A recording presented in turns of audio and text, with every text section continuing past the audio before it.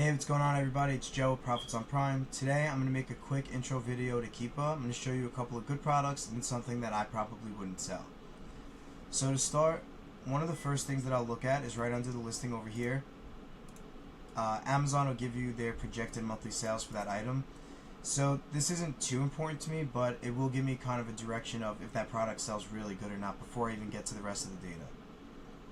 When you scroll down here, you're going to see the three charts. The first chart, the purple line is going to be the buy box. The blue squares, those are your FBM sellers, and your orange triangles, those are the FBA sellers. The green line is your sales rank. This yellow line here is Keepa's monthly estimated sales for that item. And down here at the bottom, you have your new offer count. So with the buy box, if this line were to be dead straight, that's a really clear sign that usually someone is dominating the buy box. It's something we would like to avoid because that person's going to get a majority of the sales for that item. The other thing that we want to look at down here is the new offer count. So these are people that are coming on and off of the listing, and we like to see a lot of movement up and down with this because that shows that people are coming on the listing, which means that that item is sourceable, and it also means that people are selling out because the offers on that listing are going down. And another thing that we like to look at over here is you don't want to base your purchase price of an item just off of the last 3 months. Sure, the last 3 months are definitely important, but you want to see what it's sold at, over at least the last year. And you can see now, if anything, it's definitely at a lower price now. So it would be safe to buy this with the plan to sell it around 48 bucks, and you would be pretty safe with it. The next thing that we would look at is when you go and click over to data, and you can check the buy box. This is going to tell you the percentage of the buy box that the sellers on that listing have. So here you can see the buy box is shared really good. No one has it more than 20% of the time. And even if you go back, no one's dominating this. This buy box is being shared really well, and this looks great. Another thing I look at on this page is the reviews of the sellers, which you can see over here. So if I'm on a listing and there's only 3 or 4 other sellers and they all have thousands of reviews or even hundreds of reviews, usually I'll avoid that if I only had a few reviews, because if they have that many reviews, they probably have really good account health, they're well established on Amazon, and they're probably going to get a lot more sales on that listing than you are. However, when you're on a listing like this where there's probably somewhere around 20 sellers, and it wouldn't scare me too much if there was only 3 or 4 people that have a lot of reviews, because you can see there's a couple of people here with 0 reviews, 1 review, 3 reviews, and they're still getting their equal share of the buy box. So to me, this looks great also. The next thing I'll go ahead and check over here is the offers. So this is gonna show you their stock history. So we're typically going to be selling new items, so we uncheck the used and collectibles, and I'm going to include the historical offers in here. And then I'm going to sort it high to low based off the sales in the last 30 days. And you can see these people are killing it on this listing. I mean, this guy sold 400, almost 300. The product's moving really, really well. Another thing we like to see also in the stock history is that it moves down in sort of like a stepwise fashion over here, and that kind of just really shows that it's like organic sales. Sometimes if you see nothing but big dips like this, it could be sales, but it could also be FC transfers where products are being transferred to a different facility, or it could be that someone came off of that listing.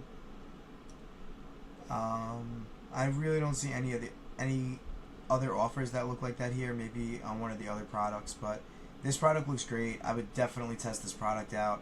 It looks like it's doing really well. The next product I want to take a look at is a kids Nike hoodie. Again, up here, Amazon has estimated about 2,000 sales a month. And if you go down here, you can see this buy box is going up and down. It looks like it's being shared really well. New offer counts look awesome down here. And the price looks pretty great. It looks like it's pretty consistent. And if we take a look at the buy box, again, it looks like it's being shared really well. No one's dominating it. Sellers all look fair. And another thing that I forgot to mention on the last product that we look at over here is this column right here. So if it has a check, that means that that seller is FBA. If there's no check, it means that they're FBM.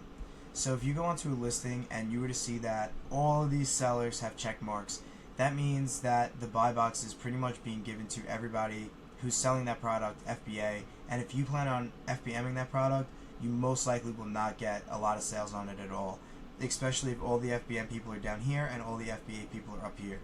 However, if you plan on FBAing that product, you should be fine either way as long as all your other boxes are checked. And if we go and look at the offers, again, it looks like people are selling these out really, really well. You can see, the offers are going up and down.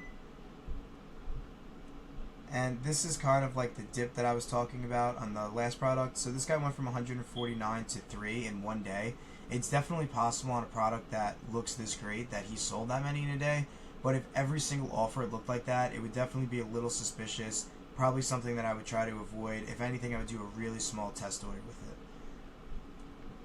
And the last product that I want to show you guys is a shoe that it seems like a little bit of a slow seller and probably something that I wouldn't go ahead and sell. So the last product I want to show you guys is a sneaker. It doesn't look too great. It's probably something I'd stay away from. So up here you can see Amazon doesn't really have estimated sales up here, so that probably means that it's under 50 sales a month. And when we come down to the Keepa, you can see there's gaps in the buy box, which means that it was suppressed or there was no buy box during this time. And you can see here how the offers aren't really as up and down as the other listings. It's more of a box.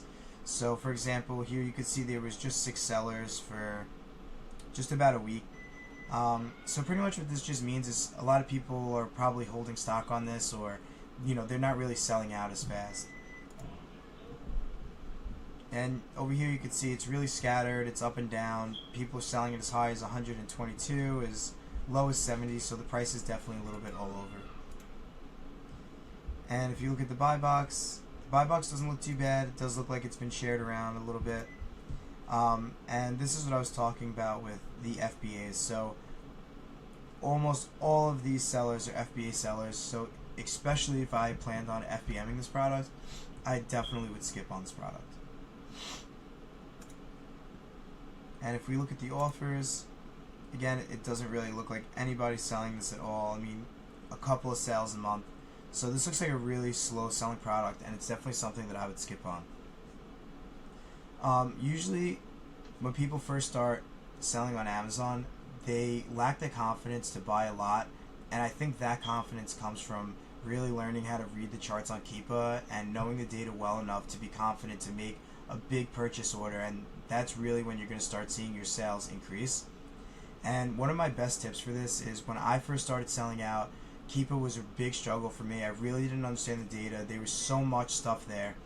And what I started doing was when I would buy a product and it sold really well, and I had another product that didn't sell really well, I would pull up both of the products on my screen and I would look at the Keepa charts right next to each other, and I would look for any differences that I could find, whether that be in the buy box statistics, the offers, the offer counts, the pricing, and really looking at every single detail about both of those Keepa charts and try and figure out why did this product sell good and why didn't this one.